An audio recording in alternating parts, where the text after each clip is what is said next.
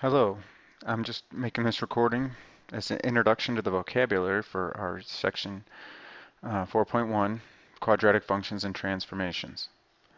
So, the objectives are going to be to identify and graph quadratic functions, but before we get to that, we want to talk about that vocabulary.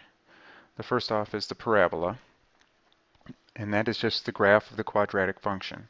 It's just the name that we call the graph itself. Remember, the parabola is either going to open up or down, and it's going to be a bowl-shaped curve, like such. The quadratic function has two very distinct forms. There's the standard form, which we have here for our quadratic function. It's f of x equals ax squared plus bx plus c, where a does not equal 0. Then we have our vertex form, which is f of x is equal to a times a quantity x minus h squared plus k. Each one of these have positives and negatives with it. The vertex form is a very useful form, where we usually find our equations or generate them in the quadratic function form.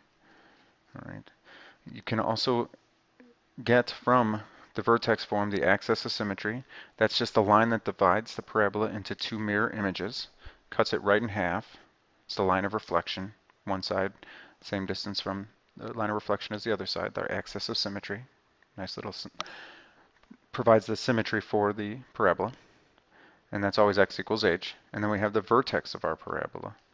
And the vertex of the parabola is the intersection of a parabola and its axis of symmetry. And that's usually, or always is, the point hk. We always call that hk, which ties back into our vertex form, the same h and k that you see up there. The vertex of the parabola is also sometimes called the turning point, so you may want to keep that in mind.